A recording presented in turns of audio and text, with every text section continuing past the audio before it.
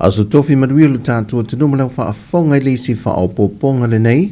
o talai meolo te tupulu tātua te nui Samoa, usi mai ia ilau whaafonga. O se whinunga le vale au tustala ma le soa komiti o le vaenga le au tustala ma le au whaasala lau, mo le fontanga te itai o malo le taupunga le masina fau. Na tā ape ma le whaamaria ino le au tustala, e no ua whaamanino le te fono le soa komiti, le sunga le whao li unutoa au e lua fonti. E le whaatanga ina oma le au tustala no whanga e whaatino ai fontanga, ona e na o le lua ala whaasala lau e maua mai ei ata ma whaamtalanga o fontanga, wana o le tu e pi ma le sāvali ma le so o upo le malo, o i lātou ia o lo umia ia te tau o whaasala lau ngol fontanga. E lea whinaua na manatu le au tustala, o lo tau mia pea le ia te tau o le au tustala ma le au whaasala lau i lea tunu, e lātou te whaasala lau i nei whaamtalanga o le fontanga. Whailoe le whaoli, e iei le malusi anga o le fuafanga fo i lea le komiti, o le ao lātou tō fia e ni tustala lātou te mo mia, e lātou te ripoti ina por kalameta i tasi. Mai o le tustala fo i le nā, e a ngai i ei le isi vaenga le au tustala i le itu ina i ei le havanoa, e nā te whaasoi na mai ei whaamtalanga ia i lātou. O se fuafanga na whaalia i le lefia fia le prestene o le sosi le au tustala, Langi Keresoma, ma ia manatu ai o le atusianga i le tamai tai pāle mia, e lona manatu, wa matuata o tau mia le ia te tau le au tustala, e lātou te ripoti nai whaamaumonga, ma le atoanga o se mata opo le a whaatala noina, i le fontanga teita i o malo le tau pulenga.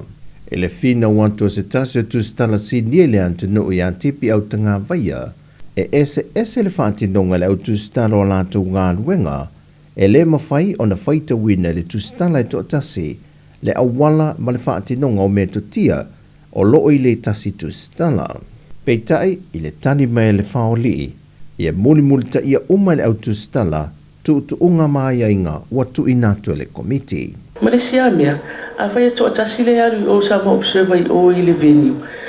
o me o fax le sa umaia, o na tufa le o fax na ia o to uma maata, ona fai ona tusi ale o story male ai te male journalist lava ia ele e copy and paste me a sa mo observer la sa malato. We do not operate like that. Yeah, well, you have to follow what the government wants us to do, because ole mena ona fai uma ista to fontanga ia. Because Silver is giving us the wrong information and the wrong facts, and we all wrong. O lo whāua pēr le vai aso le nei ni whesota inga le au tustala, ma te tai po whaulu lungo soa komite se fulma le lua le fontanga utofia le komiti, e tāpā ai le whesoa soani le au tustala inisi o mea o lo misi pe fia wha le leia, e au ona tāpena a o maua le taimi, o tūla fonu fo i o le fontanga, e nā o le tasi le whesilia le tustala e whaatangaina, o na fofonga i le taimi e tasi. Wa whailo fuafanga le malanga mai o le tupu malana masiofo malana au malanga mai Peritania, e whatasi mai lana udua i fontanga mua malo le tau pulenga, talu o na wha wina o ia e avea matupo le malo. O mata au putau i le saonga le mo ma le pui o le o ngā sami, o lo ave i le wha mamafa ma le lango le fionga le tupu. Ai ilona taunu mai i Samoa, o le a whaatino i le malo le awa whaatupo le whilo inga malana fionga ma le masiofo whaapia fo i le au malanga i le Samoa le Universite Awau i le papai ngala. A maea o na whaatasi atu le nisi o whaafia fianga wha le anga nuu, e au fiai ma le whaatasi atu le titalalo i ino le fontanga, whai wane ai se tau maftanga i le a fiafi, e tari suaila na fionga ma le masiofo ma te itai o malo le fontanga. O loi le polo kalame londa tuto ina leo se la au se tasio no whanga tonga tongo i a pia, e pine wha amawelo no umai i Samoa, ai mole masiofo ia Camilla, na te asia le lotoa le to manga mo e pōpua ngā tia, ma se tasi o a o ngā whawhai whe au. O le aiei le suinga le taulanga i le so, o le a whaia i whaata ita inga, a malo le malo malana pui puinga, e nei ei loa ma wha maasani le atu no i le vainga o le aiei le teimia le fontanga, e ta vale o le afa te tai ele ave no malo mai le faltan malo le tau mea sina anga ele pensula i moli no. A wa o le vai aso e tasi le fa anga solo le fontanga o le ata punia ele amata mai le malingi i moli no se ia pa ia le faltan malo le tau mea sina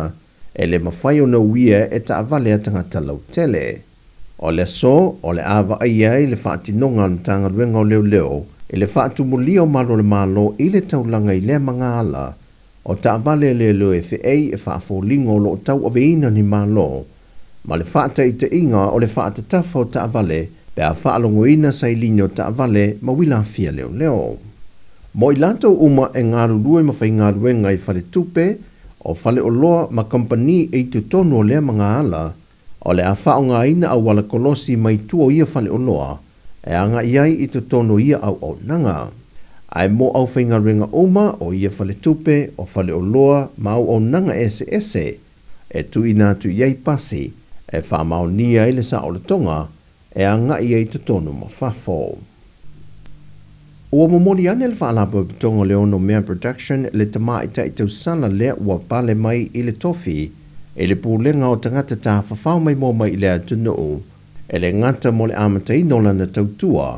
ma amata tā pena i lo le tausala i a li Tara Jeremiah Allen mo le tauvanga le tausala o le Pasifika i le amatanga o le tausanga fau.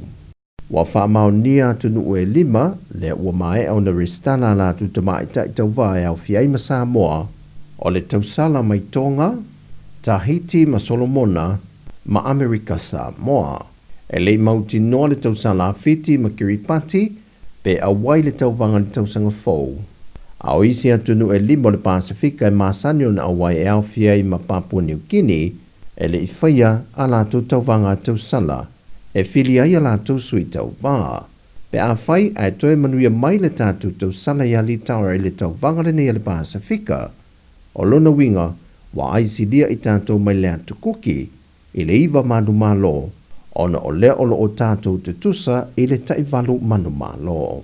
O tala i o le nei aso tofi manuia telesi o tātou te nui whiau matiute o lo whianga iai whasoi foia.